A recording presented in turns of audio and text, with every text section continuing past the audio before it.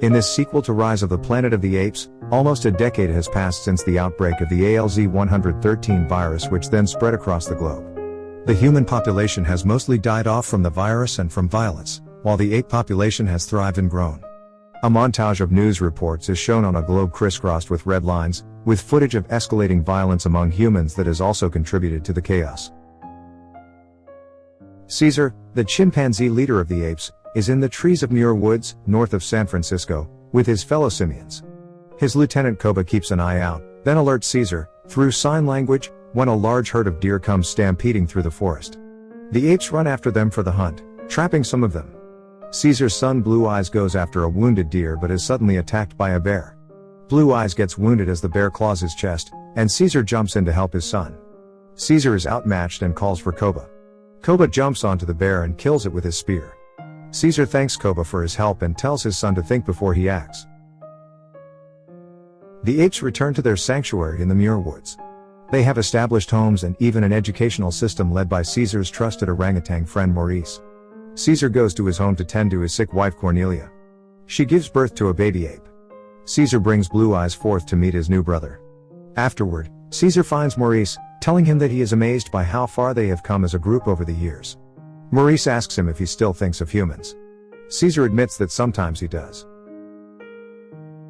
Blue Eyes and his friend Ash, son of Rocket, are walking through the woods when a human named Carver encounters them. Carver draws his gun defensively, and he shoots Ash. The gunshot alerts the other apes, as well as the humans that Carver is traveling with, led by a man named Malcolm. The apes run through the woods to confront the humans. Caesar commands them to go. Malcolm's son Alexander drops his bag and is forced to leave it behind. Caesar sends Koba and 2 other chimps to follow the humans. Malcolm and the humans return to their area, in the ruins of San Francisco, reporting to their leader Dreyfus on the group of apes and Caesar's ability to speak. The humans' goal is to gain access to a nearby hydroelectric dam and activate it to supply their community with enough limited power to last them for a little while longer. Meanwhile, Caesar gathers his apes and rides into the city on their horses to face the humans. Caesar declares that the apes do not want war, but they will fight back if they must. They also return Alex's bag to him, and Caesar tells the humans to never return to their forest sanctuary. Dreyfus addresses the humans, riling them up and fueling their distrust for the apes and their anger for what has happened. He speaks to Malcolm afterward, who tells Dreyfus that if he is given enough time, he can convince the apes to let him get to the dam and take out the blockage to generate power. Dreyfus agrees and gives Malcolm 3 days to complete this task. Malcolm prepares himself to go out with a few humans. His wife Ellie, a nurse, volunteers to go with him, but he wants her to stay home with Alex. Alex overhears and decides to join his father. Malcolm and his group travel back to the woods, leaving him to enter the sanctuary by himself. He is captured by gorillas and taken before Caesar. Malcolm explains that he means no harm and only wants to get to the dam. He shows Caesar and the apes the facility with the power systems to prove it to them. Caesar allows Malcolm to carry through with the task, but first, he and the others must hand over their guns. The apes break the guns apart. Koba approaches Caesar and expresses his distrust for humans, having been experimented on in the Gen Sys labs, leaving him with multiple scars. He also doesn't seem to approve of Caesar's affection for the humans. Caesar, however, sees this as a chance to make peace with the humans. The humans set up a camp in the woods. One human, Foster, points out that what makes the apes stronger is that they don't require power in the same way that humans do, since they can adapt to their surroundings more easily. Carver also addresses Malcolm and Ellie, as they have each lost someone close to them from the virus, Malcolm's first wife and Ellie's daughter. Caesar and the other apes prepare for another hunt, but Koba is nowhere to be found. He has taken 2 other apes into the city where they come across the humans in their compound using their firearms, essentially discovering their supply of weapons to use against the apes. Koba comes across 2 men, pretending to be a playful chimp, blowing raspberries and hooting. The 2 men order him to leave, still seeing him as a threat. Koba turns and leaves, his characteristic snarl returning to his face. Malcolm, Carver, and Foster work in the dam to remove the blockage. They successfully blow it out, but the blast temporarily traps them. Carver's leg is also wounded.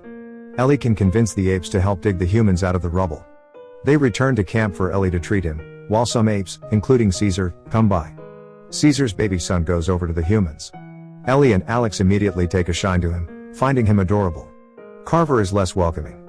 When the little ape comes over to a box containing a gun, Carver reacts on instinct and seizes the weapon, aiming it at the apes. Caesar grabs the gun from him and whacks him with it, furious. Malcolm calms Caesar down, and the ape throws the gun into the river. He orders the humans to leave. However, Malcolm and Ellie find Caesar as he tends to Cornelia, who is very sick and weak. Ellie offers to aid her with their antibiotics. Caesar gives them 1 day to stay to help his wife. Foster forcefully takes Carver back to the truck and leaves him there, taking the truck's keys so Carver can't run off. The humans return to the dam to finish their job. Koba comes back after warning the other apes of the humans' weapons supply and nearly attacks Alex. Malcolm protects him, but Maurice steps in and defends both humans. Koba angrily tells Caesar that he believes Caesar loves the humans more than he does the apes. Enraged, Caesar attacks Koba, beating his face until he decides he cannot kill him. One of the apes' guiding principles, seen on Maurice's teaching wall, is that no ape will ever kill another ape. Koba extends his hand to Caesar for forgiveness. Caesar accepts. Koba returns to the compound to find the same 2 men sharing a drink. He once again plays up the silly chimp act, entertaining the 2 men. They hand him their bottle for Koba to drink from, but he spits it out. With their attention diverted, Koba grabs one of their rifles and kills the 2 men. He leaves with the rifle, then later finds Carver sitting in the van. Koba pulls him out through the window and beats him to death. By nightfall, Malcolm and his group have successfully reactivated the generator and can play music. Caesar guides Malcolm and the others to a higher level to show them the lights going up in the city. Cornelia has also gotten better. Just when everything looks fine, Koba appears with the rifle. Only Caesar sees him mere seconds before Koba shoots him. Caesar falls from the tree to the ground. Koba flees, leaving only the rifle and Carver's cap, which Blue Eyes comes across. Maurice tells Malcolm, Ellie, and Alex to run as the other apes become frightened and wild. Koba convinces them all that humans have shot and killed Caesar. He rounds up all the males and charges into the city, as Malcolm and his family are forced to hide. The humans are celebrating the return of their power by dancing. Dreyfus retreats to his private quarters to check his iPad and see pictures of his wife and 2 sons, who have since been lost to the virus. He breaks down into tears at the sight of them. He then goes to the control room where another man is trying to get in contact through the radio. Suddenly, Koba and his gorilla/chimp army ride into the compound to lay siege to the humans. Dreyfus gathers a group of armed men to stand over the gates to fire at the apes. He grabs a rocket launcher and manages to hit several targets, killing a few apes. Koba manages to charge with his apes through the gates and break their wall down. By daybreak, Koba and his followers have taken humans as prisoners, declaring that they now know what it feels like to be caged. They find 2 humans, one of which is swinging a post at the apes, which Koba grabs from him. He orders Ash to use it on the man, but Ash shows mercy and says Caesar wouldn't want this. In response, Koba grabs Ash and drags him to a balcony, and hurls him over to his death. Meanwhile, Malcolm and his family find Caesar, alive but weakened. They take him away and he leads them to his old home where he was raised by humans. They begin to try and treat his wounds, just as the apes run through the city, now armed with the humans' guns. The apes that refuse to follow Koba have been locked in a bus. Blue Eyes sees Maurice, who tells him to protect himself. Ellie wants to operate on Caesar but needs medical supplies. Malcolm offers to go back to the city via the subway system and get the supplies, narrowly escaping being killed by apes with machine guns.